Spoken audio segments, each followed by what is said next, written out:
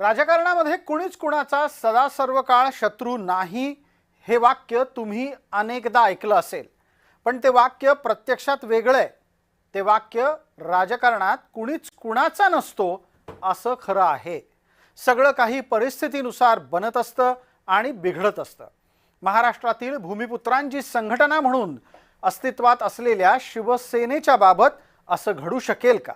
नमस्कार, मी प्रसाद काथे आणि आपण पाहताय जय महाराष्ट्र न्यूज. आजचा सवाल आहे, दोन्ही शिवसेना एकत्र करण्यासाठी ठाकरे आणि शिंदे एकत्र आले तर पोटदुखी कुणाची वाढेल? मूळ शिवसेनेच्या दोन गटातले नेते अचानक यापूर्वी आमने सामने आले तर एकमेकांकडे खुन्नसमध्ये बघायचे. आता गळ्यात गळे घालतायत. परस्परांच्या विरोधामध्ये निवडणुकीत उतरलेल्या अब्दुल सत्तार आणि रावसाहेब दानवे यांच्याबाबत असंच झालं. समृद्धी महामार्गावर दोघांनी आपापल्या गाड्या थांबवून गाडीतून उतरून परस्परांची भेट घेतली. पुलाखालून इतकं पाणी वाहून गेलंय असं म्हणावं लागेल. काय घडलं हे दोघं भेटले एकदा ऐकूया.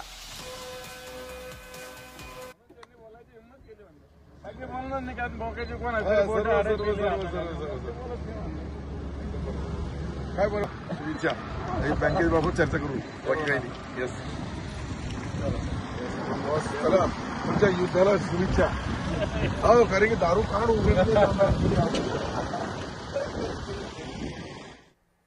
दानवे आणि सत्तार भेटल्यानं काय बदलणार आहे असं कुणाला वाटू शकेल. मात्र या दोघांना सध्या वेगळंच काहीतरी वाटायला लागलंय. त्यांना एकत्र यावं असं वाटू लागलंय. त्यांना स्वतःच नव्हे तर त्यांच्या नेतृत्वानंही म्हणजे उद्धव ठाकरे आणि एकनाथ शिंदेंनीही एकत्र यावं असं वाटतं आहे. अब्दुल सत्तार ज्या वेळेला एकनाथ शिंदे यांच्याबरोबर गेले त्यावेळेला त्यांचं कुठलंही हिंदुत्व होतं ते आतापर्यंत कळलेलं नाही. कारण आतापर्यंत सत्तार म्हटल्यानंतर आपल्याला काय आठवतं ते बघा. टोपी बिपी घालून कशा टोप्या घालायच्या ते बरोबर कळलेलं आहे. त्यामुळे दानवे आणि ते जर गळाभेट घेत असतील तर नक्की दिवस कोणाचे संपत आले, दानवेंचे की सत्तारचे? नक्की दिवस कोणाचे संपत आले, दानवेंचे की सत्तारचे? इतकी अस्वस्थता शिवसेनेतल्या अर्थात उद्धव गटाच्या एका नेत्याकडून व्यक्त होते. कारण नेता आणि शिवसैनिक, मग ते शिंदेंकडचे असोत की ठाकरेंकडचे, सध्या एका विचित्र मनस्थितीत आहेत. एकनाथ शिंदे सत्तेत आहेत पण ते समाधानी नाही आहेत. उद्धव ठाकरे हे सत्तेत नाहीत पण ते खुशाल आहेत. सध्या बहुतेक वेळ ते घरीच असतात. शिंदे समर्थकांना सत्तेचा मलिदा मिळत नाही अशी त्यांची तक्रार असते. ठाकरे समर्थकांना सत्तेचं अदृश्य संरक्षण दिसत असतं. शिंदे आणि भाजपामध्ये सख्य कमी होतंय हे अनेकांना आता उघड्या डोळ्यानं दिसायला लागलेलं आहे. ठाकरे आणि भाजपामध्ये पडद्या आडून सुसंवादाचा वास येऊ लागलेला आहे. भाजपाला हरवायचं का भाजपच्या सोबत जायचं ते नेतृत्व निश्चित करूच शकत नाहीये.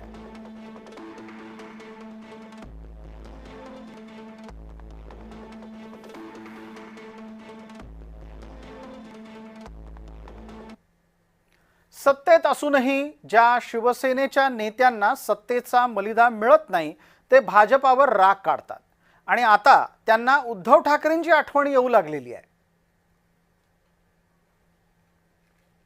मुंडका म्हणजे आमची जिल्हा परिषद होती.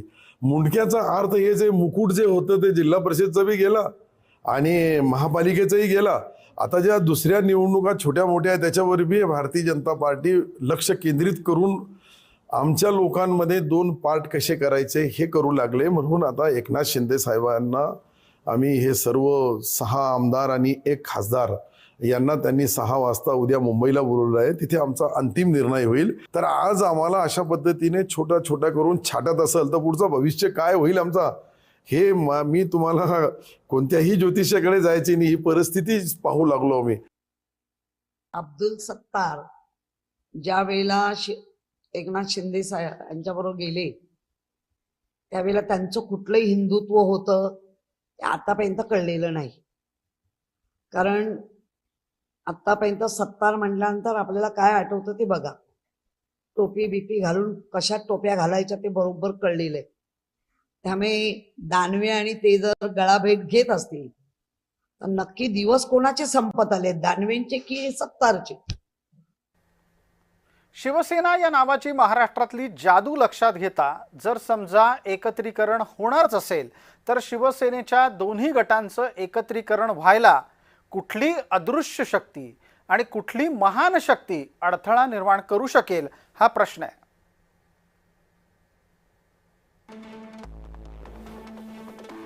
कारण शतप्रतिशत भाजपा हा मंत्र पक्षानं कधीही लपवून ठेवलेला नाहीये.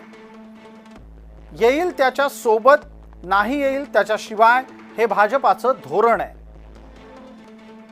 सर्व ताकदीनिशी भाजपा पक्ष विस्तार करतोय.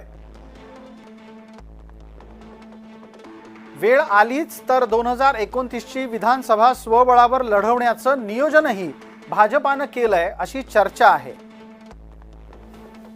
ठाकरेंकडे संघटना आहे मात्र नेते नाहीत. शिंदेंकडे नेते आहेत मात्र संघटना नाही. ठाकरे बीएमसीतल्या पराभवानंतर संघटना वाढीबाबत थंड पडले.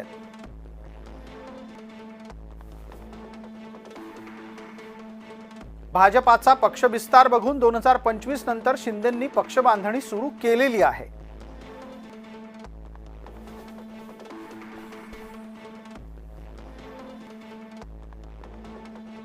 शिंदेचा गट संपवायला तर भारतीय जनता पार्टी ते काम करते. जी बाळासाहेबांच्या विचाराने उद्धवजीच्या नेतृत्वाखाली शिवसेना हिला कोणी संपवू शकत नाही. वाटतं, बराच दिवस वाटतं, पण ते मला एकट्याला वाटून काही फायदा नाही ना. तर आज आम्हाला अशा पद्धतीने छोटा छोटा करून छाटत असेल तर पुढचं भविष्य काय होईल आमचा हे मी तुम्हाला कोणत्याही ज्योतिषाकडे जायची नाही, ही परिस्थिती पाहू लागलो मी. आमची फक्त भारतीय जनता पार्टीच्या नेत्यांना एकच विनंती आहे, त्यामध्ये विशेषतः सन्माननीय मुख्यमंत्रीच याच्यामध्ये इंटरफेअर करू शकतात. सन्माननीय मुख्यमंत्र्याचा आदेशाचा पालन करणारे तिन्ही पक्षामध्ये कार्यकर्ते आहेत, नेते आहेत. शिवसेनेच्या या एकत्रीकरणाच्या निमित्तानं महाराष्ट्रामध्ये चर्चा सुरू आहे आणि या शिवसेनेच्या एकत्रीकरणाच्या बाबतीत त्रयस्थ शक्ती म्हणून या सगळ्या घटनाक्रमावर कोणाचं तरी लक्ष असणारच. उभाटा आणि शिंदेसेना हे जर का एकत्र आले या निवडणुकांपूर्वी तर आणि धनुष्यबाण या चिन्हावर निवडणुका लढवल्या गेल्या तर शिंदेंनी वाढवलेली ताकद प्लस ठाकरे आडनावाबद्दल आजही मराठी माणसाला असलेली आत्मीयता यामुळे भाजपला या निवडणुका जड जाण्याची शक्यता आहे. आणि म्हणूनच आज विधान परिषद, महानगरपालिका, झेडपी किंवा महामंडळ यावरून भाजप सेना असा जो सुप्त संघर्ष जरी दिसत असला, खरा तो शिंदे फडणवीस यांच्यातला संघर्ष आहे, तरी भाजपा 2029ला आपल्या विरोधातली जी मतं आहेत ती विखुरलेलीच राहतील या दृष्टीनं नियोजन करतच असणार आहे. चाणक्य त्या दृष्टीने कामाला लागलेले असणारच, यात वाद नाही आहे. त्यामुळे या दोन सेना यदा कदाचित जर एकत्र आल्या तर त्याचा फटका भाजपलाच बसणार असल्याचं जवळपास निश्चित आहे. आणि त्यामुळे हे एकत्रीकरण होऊ न देणं यामागेही भाजपच कामाला लागली असेल एवढं निश्चित.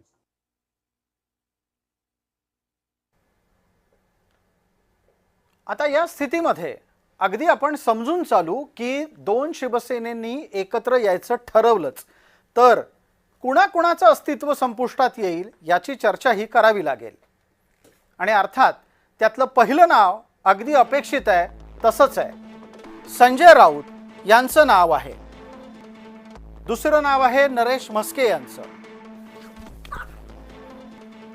तिसरं नाव येतं वरुण सरदेसाई यांचं. विनायक राऊत हे पुढचं नाव आहे. यानंतरचं नाव आहे रवींद्र वायकर यांचं. धैर्यशील माने हे सुद्धा संकटात येऊ शकतात जर दोन शिवसेना एकत्र आल्या. प्रतापराव जाधव यांचंही भवितव्य अंधारातच राहील. दीपक केसरकर यांच्यासाठीच्या अडचणी अत्यंत सहज वाढतील. आणि सगळ्यात शेवटी नाव आहे आनंदराव अडसूळ यांचं.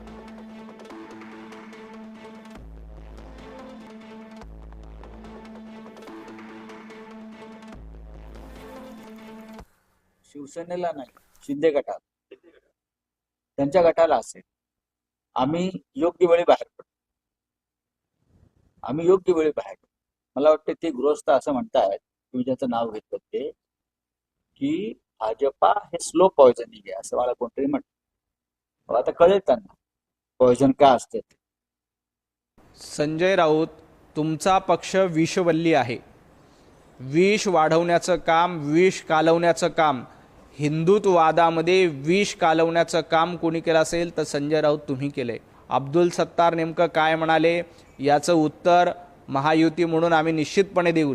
अब्दुल सत्तारांची समजूत काढण्याचा प्रयत्न मुख्यमंत्री देवेंद्रजी फडणवीस, एकनाथजी शिंदे यांच्यामार्फत केला जाईल आणि अब्दुल सत्तार यांची काही नाराजी असेल तर ती दूर केली जाईल.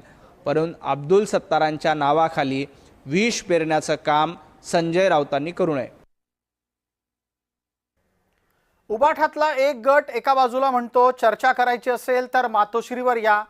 दुसरा गट मात्र याच्यामुळे प्रचंड अस्वस्थ होतो आणि तो म्हणतो की शिवसैनिकांना एकत्र यायचंच नाहीये. इतका मोठा गोंधळ निर्माण का होतोय हेही लक्षात घ्यावं लागेल. घटनेनुसार पक्ष आणि चिन्ह आम्हाला मिळणार. पण आता जर कोणाला असं वाटत असेल तर उद्धव साहेबांशी चर्चा करू, त्यांनी मागे फिरलं पाहिजे. पण काही लोकांना नक्कीच प्रवेश मिळेल. जर आमच्या खालच्या सगळ्या शिवसैनिकांच्या ह्याच्यातनं ऐकलं तर ज्या पद्धतीने जोरकस आम्हाला दुःख दिलं तर त्या अजूनही शिवसैनिक तरी त्या मानसिकतेमध्ये नाहीये. आम्ही वरिष्ठ म्हणून अंबादास काय म्हणत असतील तर त्याचा अजून आमच्यापर्यंत, कारण आम्ही पण आमच्या पक्षाच्या मूळ याच्यामध्ये उपनेत्या म्हणून किंवा कोर कमिटीमध्ये म्हणून आम्ही आहोत, पण आमच्याकडे तसा अजूनही तरी तो सूर नाही आहे. आता अंबादास दानवे तर बोलून गेले. अंबादास दानवेंच्या या आवाहनाला एकनाथ शिंदेंनी उत्तर दिलं, पण ते उत्तर देत असताना एकनाथ शिंदे अत्यंत सावध भूमिका मांडताना दिसले. महाराष्ट्रातल्या सर्वसामान्य माणसाच्या मनातलं सरकार देखील आम्ही स्थापन केलं, एकदा केलं, दोनदा केलं आणि या स्थानिक स्वराज्य संस्थांमध्ये देखील या महाराष्ट्रातल्या जनतेने शिवसेनेला, धनुष्यबाणाला, बाळासाहेब आनंदगे साहेबांच्या विचाराला आणि आमच्या सर्वसामान्य कार्यकर्त्यांच्या मेहनतीला आशीर्वाद दिलेले आहेत. त्यामुळे आमची घोडदौड विजयी अशीच पुढे चालू आहे. इतकी सावध भूमिका शिंदे घेत आहेत, मग एकत्रीकरणाची चर्चा दानवेंनी सुरू का केली ते लक्षात घ्यावं लागेल आणि त्याच्या निमित्तानं हा येणारा तपशील तुम्हाला लक्षात ठेवायचा आहे. अंबादास दानवे यांना विधान परिषद बिनविरोध मिळाली आहे. उद्धव ठाकरे गटाचे असूनही त्यांना बिनविरोध विधान परिषद मिळाली कारण एकनाथ शिंदे यांनी उमेदवार दिला नाही. एकनाथ शिंदे यांनी जर उमेदवार दिला असता तर दानवे नक्की अडचणीत आले असते. विरोधात उमेदवार न देऊन एकनाथ शिंदेंनी दानवेंना आपलंसं केलेलं आहे असं दिसतंय.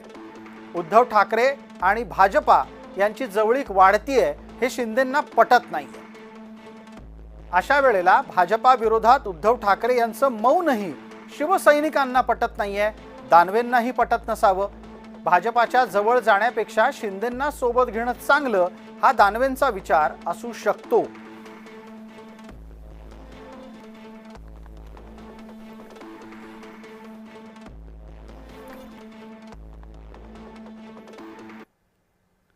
एका बाजूला ही दानवेंची कहाणी आहे, दुसऱ्या बाजूला आहे ती शिवसेनेची म्हणजेच ठाकरेंची कहाणी. ठाकरेंच्याकडे एक बाळासाहेबांची शिवसेना होती, मग ती उद्धव ठाकरेंची झाली, त्यातच ती कधीतरी रश्मी ठाकरेंची झाली आणि आता ही सगळी उरलेली आदित्य ठाकरेंची होऊ पाहतीये. अशा वेळेला आदित्य ठाकरेंना एकनाथ शिंदेंच्या सोबत जाणं आवडेल?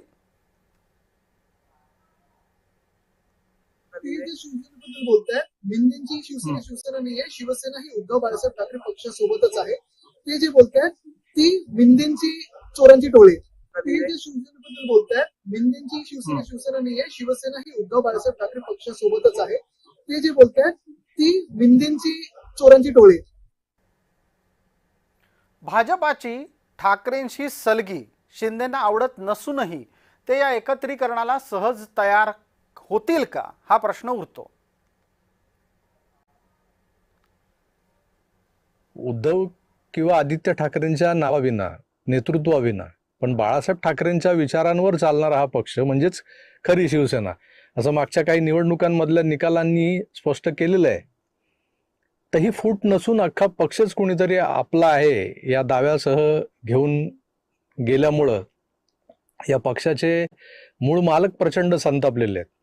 आता त्यांची राजकीय स्थिती दारुण असली किंवा बेताची असली तरी त्यातून बाहेर पडण्यासाठी अपरिहार्यता म्हणूनही ते शिंदेच्या सोबत एकत्रीकरणाच्या विचारांना कन्सिडर करतील असं मला वाटत नाही. शिंदेंनी शिवसेना आपल्या खांद्यावर खेचत खेचत इथवर आणली आहे. 2.25 वर्ष ते महाराष्ट्राचे मुख्यमंत्री बनून झालेत. ठाकरेंच्या सेनेत ते नेते होते, आता मुख्य नेते बनलेत. त्यात शिंदे सेनेची एक स्पेस क्रिएट झाली महाराष्ट्रात. आता त्यांना उद्धवजींचं किंवा आदित्य ठाकरेंचं नेतृत्व कसं मान्य होईल? एकत्रीकरण जरी झालं तरी कोण कोणाच्या अंडर काम करणार हा कळीचा मुद्दा आहे. आणि त्यामुळे मला तरी असं कुठलं एकत्रीकरण होईल या दोन सेनांचं याची सुतराम शक्यता वाटत नाही.